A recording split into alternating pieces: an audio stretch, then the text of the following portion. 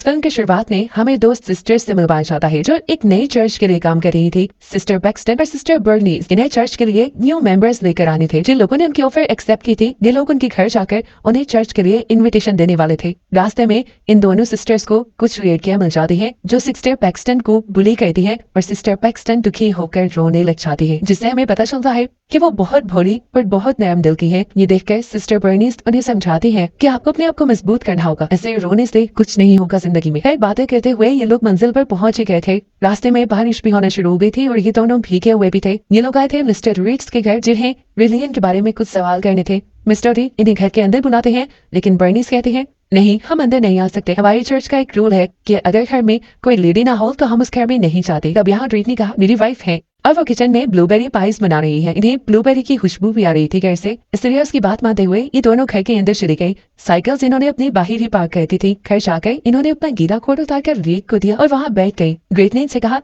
कि कुछ देर में उनकी वाइफ उनसे मिलने आ जाएंगी, आप लोग घबराए नहीं। यहाँ डेट उनसे उनकी पुरानी लाइफ के बारे में सवाल करता है तो हम भी ये जान पाते हैं कि ये दोनों एक ट्रैश में बनी पड़ी है। अब डेन इनसे सवाल करता है क्या आप लोगों को गॉड पे बिलीव है? दोनों ने हाँ में जवाब दिया। वो अब इनको बुक ऑफ मोर्मन दिखाता है जिसे जोसेफ स्मिथ ने लिखा था। उनके मुताबिक वो पहले किसी रिलीजन को नहीं मानते थे, लेकिन फिर वो जब मुश्किल में थे तो तब एक एंजल उनकी मदद करने के लिए आई, जिसके बाद से उनका रिलीजन और गॉड पे बिलीव हो गया। ग्रीट इन दोनों से सवाल करता है कि क्या जोसेफ स्मिथ की बातें तुम्हें सच लगती है या नहीं, जिस पर दोनों कहती हैं हाँ, ये बातें बिल्कुल सच है, गॉड भी इसी दुनिया का हिस्सा है। वो अब दूसरा सवाल करता है क्या तुम्हें मौत के बाद दूसरी जिंदगी पे बिलीव है, जिस पर भी इन दोनों ने हाँ बोला। सिस्टर पैक्सटन कहती है जब मैं मरूंगी तो मैं एक बटरफ्लाई बनके अपनों की फिंगर पे बैठूंगी और उन्हें बताऊंगी कि मैं मरने के बाद भी उनके साथ हूँ। फिर वो उनसे सवाल करता है कि क्या एक आदमी का ज्यादा शादियां करना ठीक है? पैक्सटन फौरन कहती है मेरे लिहाज से तो यही थे। तब वो उससे पूछता है क्यों तुम्हारे तो चर्च वाले इस रूल को मानते हैं? तब सिस्टर बर्नीज बोली हाँ ऐसा है, लेकिन वो इसलिए क्योंकि हमारे चर्च वाले अपने मेंबर्स बढ़ाना चाहते हैं और एक फैमिली के जितने मेंबर्स होंगे उतने ही चर्च के मेंबर्स भी बढ़ेंगे, इसलिए उन्होंने ये रूल रखा। जिस बात पर उस आदमी ने कहा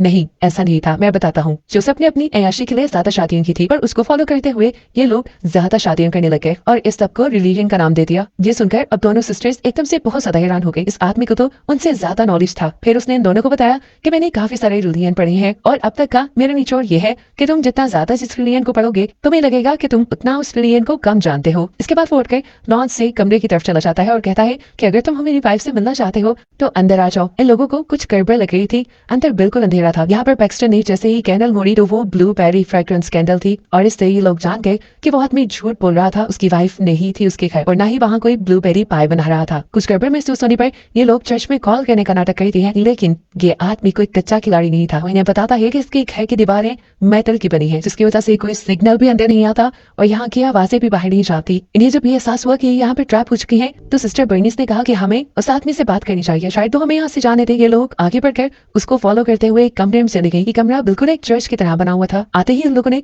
उस आदमी से कहा हमें चर्च आना है, प्लीज हमें जाने दो। रीड ने जवाब दिया मैंने तुम्हें यहाँ कैद नहीं किया, फ्रंट डोर का दरवाजा अब सुबह को ही खुलेगा क्योंकि इस पे टाइमर लगा है। अगर तुम चाहो तो पीछे के दोनों दरवाजों को इस्तेमाल करके यहाँ से बाहर निकल सकते हो। वो हैरान थे कि दरवाजों पे टाइमर कौन लगाता है। खैर इन्होंने बाहर जाने के लिए जैसे ही एक दरवाजा खोला तो वो बेसमेंट से होकर जा रहा था। इससे उन्हें जाना बेहतर नहीं लगा और जब इन्होंने दूसरा दरवाजा खोला तो ये भी बेसमेंट से ही होकर बाहर जा रहा था और अब तो इनको बिल्कुल लगने लगा कि साथ भी ने जानबूझकर उन्हें यहाँ फंसाया है। सीन कट होकर हमें फातिह को दिखाया जाता है जो सिस्टर्स के अभी तक वापस न आने पे काफी परेशान थे और वो उन्हें ढूंढने के लिए निकल जाते हैं। अब इन्होंने बाहर निकलने का उससे नहीं पूछा क्योंकि वो जानते थे कि आदमी ने यहाँ से बाहर नहीं निकलने देगा। वो आदमी नॉर्मली इनसे बातें करना शुरू कर देता है और इन्हें मोनोपोली नाम की एक गेम दिखाता है और सेम उसी पैटर्न जैसे और भी गेम्स दिखाता है जिन्हें खेलने का तरीका सेम था लेकिन उनके नाम चेंज थे। यहाँ पर बर्नीस तो एक लेटर ओपनर दिखा जिसे उसने उठा के अपने पास छुपा लिया मुश्किल वक्त में इस्तेमाल करने के लिए। अब इस आदमी ने बोलना शुरू किया और कहा देखो ये सभी गेम्स सेम है, इन्हें खेलने का तरीका भी सेम है, फिर भी लोग इन्हें खरीदते हैं और बहुत ही शौक से खेलते हैं। इसके बाद वो 3 बिलियन की होली बुक्स इनके सामने टेबल पर रखता है और इन्हें बताता है कि मैंने ये तीनों पढ़ी हैं, इन तीनों में सेम बातें लिखी हुई है, जिसका मतलब था कि एक ही रिलीजन बस ठीक है और बाकी रिलीजन ने पिछले रिलीजन को कॉपी किया है। वो यहाँ पर इन्हें यह भी कहता है कि तुम्हारी चर्च भी फेक है, न जाने किसने किसको कॉपी किया है। इनकी बातें सुनते सुनते सिस्टर बर्नीस अपने कोर्ट में हाथ डालती है। उसके कोर्ट में उसकी साइकिल की चाबियां नहीं थी, चाबियां इस टाइम पैक्सटन के कोर्ट में खनक नहीं थी और वो ये देखकर जान गई कि इस आदमी ने एक प्लान के तहत उन्हें यहाँ ट्रैप किया है। उसने जरूर उनके बाइक्स के साथ भी कुछ किया है, इसीलिए चाबियां अब पैक्सटन के पास है। वो उसके ट्रैप को समझकर उसका सारा लेक्चर सुनकर उसे कहते हैं आप जो भी कहे, आपका इस सारा लेक्चर सुनने के बाद भी मुझे गॉड पे और अपनी रिलीजन पे बिलीव है। उसकी बात सुनकर मिस्टर रीड वहाँ पे मौजूद 2 दरवाजों पे बिलीव और डिसबिलीव लिख देता है और कहता है कि अगर तुम गॉड पे बिलीव रखती हो तो बिलीव वाले दरवाजे से जाओ मैं भी देखता हूँ तुम्हें गॉड क्या सही रास्ता दिखाते हैं या नहीं। ये लोग अब गॉड पे बिलीव करते हुए बिलीव वाले दरवाजे के अंदर चली जाती है। यहाँ पे बहुत अंधेरा था। इन्होंने मोबाइल की टॉर्च ऑन की तो इन्हें वहाँ पे एक टेबल और चेयर दिखा और एक दूर छोटी सी विंडो भी दिखी जिससे लकड़ी से सील किया गया था। ये लोग चेयर उठाकर उस विंडो की सील तोड़ने की कोशिश करती है लेकिन एक लिफ्टी से ज्यादा वो इसे तोड़ नहीं पाई। अब सिस्टर बर्निस पैक्सटन को वो लेटर ओपन देती है जो उसने उस आदमी के रूम से चुराया था। वो पैक्सटन को कहती है कि मैं इस आदमी को बातों में लगाऊंगी और जब मैं कुछ खास वर्ड्स बोलूंगी तो तुम ठीक वक्त पे उस आदमी के ऊपर हमला कर देना, जिसके बाद हम दोनों बचकर यहाँ से निकल जाएंगे। अब ये लोग यही डिस्कस कर रहे थे कि एक चादर में लिपटी हुई औरत इनके सामने आकर बैठ गई। उसके हाथ में एक जहर वाली पाई थी। वो अब नीचे बैठकर कुछ दुआएं पढ़ने लग जाती है और रीड की आवाज इन्हें बताती है कि ये औरत एक प्रॉफिट है, एक पैगंबर है और ये यहाँ पे अब जहरीली पाई खाएगी और मर जाएगी। जिसके बाद ये औरत तुम्हें ये बताएगी कि उसने मरने के बाद आफ्टर लाइफ में क्या देखा। ये बात सच में मानने वाली नहीं थी लेकिन है। ये लोग यहाँ पे रुक गए। सिस्टर बर्निस ने ऊपर जाकर देखा कि रीड ने अपने घर का एक मॉडल बनाया हुआ था और वो उस मॉडल में उन लड़कियों को जहाँ चाह रहा था वहां रख रहा था जैसे वो लड़कियां इनकी कठपुतलियां हों। जब वो इस काम में बिजी था तो उसने चुपके से एक दरवाजे से निकलकर दूसरे डिस्प्ले वाले दरवाजे में जाने की कोशिश की ताकि वहां से वो निकल पाए, लेकिन उसने देखा कि दोनों ही दरवाजे बेसमेंट के अंदर जा रहे थे, एक ही बेसमेंट के अंदर। डिस्प्ले वाले दरवाजे पे वापस आकर उसने देखा कि वहां पे एक माचिस पड़ी है जिसे वो उठाकर यहाँ पे आग लगा सकती है, लेकिन जब उसने वो लेने की कोशिश की तो उसके हाथ नहीं लगी। इसलिए जल्दी से वो अपने वाले दरवाजे में वापस चली गई। यहाँ जाकर उसने देखा कि वो औरत जिसे रीड प्रॉफिट कह रहा था वो जहरीली पाई खाकर मर चुकी है। उसके मरते ही रीड इन दोनों से कहता है कि तुम उस औरत की नसें और सांसें चेक करो, क्या वो मर गई है। ये लोग जब चेक करते हैं वो औरत सच में मर चुकी थी। जिसके बाद रीड ने कहा कि अभी औरत उठेगी और तुम्हें बताएगी कि उसने आफ्टर लाइफ में क्या देखा। वो यही बात करता है कि अचानक उनके घर की बेल बज जाती है। ये दोनों जानती थी कि फादर ये आए होंगे यहाँ उनको ढूंढते हुए, लेकिन रीड ने जाकर झूठ बोल दिया कि मेरे घर पे इस टाइम कोई भी नहीं है, बाहर साइकिल्स भी नहीं थी। इसीलिए उसकी बात को सच मानते हुए फादर वहां से चले गए। यहाँ दूसरी तरफ ये लोग रीड के रूम से वो माचिस ले आई थी जो इनके पास थी। वो बेसमेंट में ये माचिस ऑन करके फादर को ये साइन देना चाहती थी कि वो यही पे ट्रैप है, लेकिन इससे पहले ही फादर यहाँ से चले गए। अभी वो यही सब कर रही थी कि पीछे से वो औरत भी जिंदा हो गई जिसे वो प्रॉफिट कह रहे थे। औरत ने जिंदा होते ही इन्हें बताया कि उसने मरने के बाद एक क्लाउड देखा जो जन्नत नहीं था और ये सब भी असल नहीं है। ये कहते ही यहाँ पर रीड आ गया और उस औरत को ले गया। ये सब चीजें देखकर बर्निस मानने को तैयार ही नहीं थी। वो रीड से पूछती है तुमने ये सब कैसे किया। वो मरी थी, मैंने भी चेक किया था। बर्निस इस टाइम फुल कंफ्यूज हो चुकी थी। वो उससे कहती है क्या पता ये उसका नियर डेथ एक्सपीरियंस हो, क्योंकि मैंने भी बचपन में नियर डेथ एक्सपीरियंस किया हुआ है और जब मैं बिल्कुल मरने के करीब थी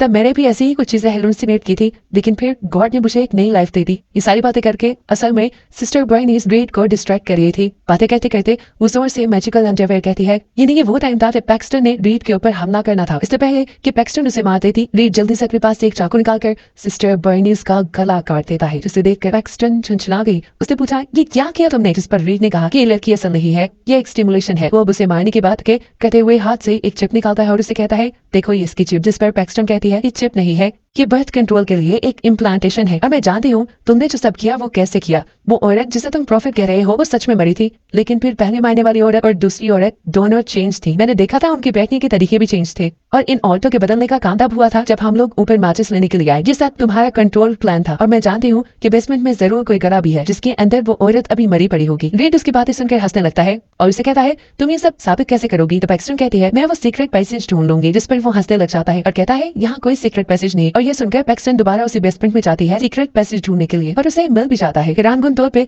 उसकी थ्योरी बिल्कुल सच थी। वहाँ पैसेज में उस मरी हुई औरत की लाश भी पड़ी हुई थी। उसने वापस आकर रीड से कहा मैंने कहा था ना ये सब तुम्हारा कंट्रोल्ड है। उसकी बात सुनकर अब रीड परेशान होने के बजाय उल्टा खुश हो रहा था। असल में रीड चाहता था कि पैक्सटन ये सब कुछ समझे जो उसने किया। अब तो वो यहाँ के सारे रूम्स में जाती है। एक रूम ऐसा था जहाँ पर उसी की साइकिल का लॉक लगा हुआ था। वो अपनी साइकिल की की इस्तेमाल करते हुए उस लॉक को जब खोलती है तो अंदर बहुत सारी औरतें कैद थी, जिन्हें देखकर वो परेशान हो गई। अब उसके पास रीड आया और उसने कहा कि तुमने समझ आई कि असली रिलीजन कौन सा है। जिसके जवाब में वो एक लंबी स्टोरी सुनाना शुरू करती है। उसकी आवाज में दुख नजर आ रहा था। उसने बोलना शुरू किया और कहा कि तुमने सब प्लान किया हुआ था। जब से हम यहाँ आए तब से तुमने प्लानिंग करना शुरू कर दी। हमारे हाथ से हमारे कोट लिए और साइकिल की चाबियां निकाल दी, साइकिल को अंदर रखा और फिर तुमने वो सब करवाना शुरू कर दिया जो तुम चाहते थे। सारी चीजें तुम्हारे कंट्रोल में थी। मतलब तुम ये समझाना चाह रहे हो कि असली रिलीजन कंट्रोल है तुम्हारे ही मुताबिक। हम जिस भी रिलीजन को फॉलो कर रहे हैं वो सिर्फ हमारे माइंड को कंट्रोल कर रहा है। वो सब हमारी सोच नहीं है, बल्कि हमारे रिलीजन के थ्रू हमें कंट्रोल करवाया जा रहा है। ये सुनकर अब रीड खुश हुआ था कि पैक्सटन को सब समझ आ गई थी। उसने कहा हाँ सारे ही रिलीजन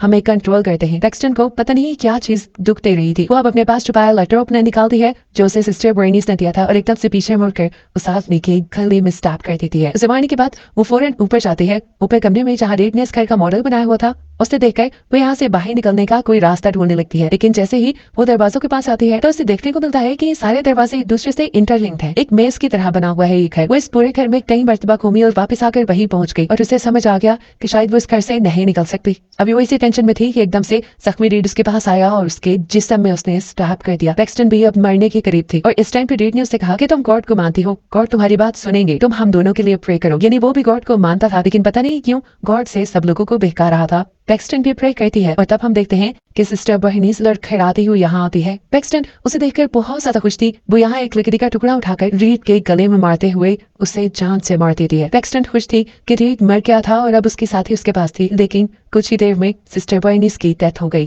जो देखकर पैक्सटन को बहुत दुख हुआ। अब पैक्सटन दोबारा ऊपर गई और उसने दोबारा रीड के घर का मॉडल देखा और उसे खिड़की के बारे में पता चल गया जिससे वो बाहर निकल सकती थी। जल्दी से वो इस खिड़की को खोल कर फाइनली यहाँ से बाहर निकल गई, यहाँ से आजाद हो गई। और यहाँ से निकलते ही एक तितली आकर उसके हाथ पे बैठी। वो जानती थी ये सिस्टर बर्नीस की ही सोल है जो उसे बताना चाह रही है कि वो हमेशा उसके साथ रहेगी। ये देखकर वो खुश हुई और उसका इस चीज पे भी बिलीव बन गया कि मरने के बाद भी एक आफ्टर लाइफ है।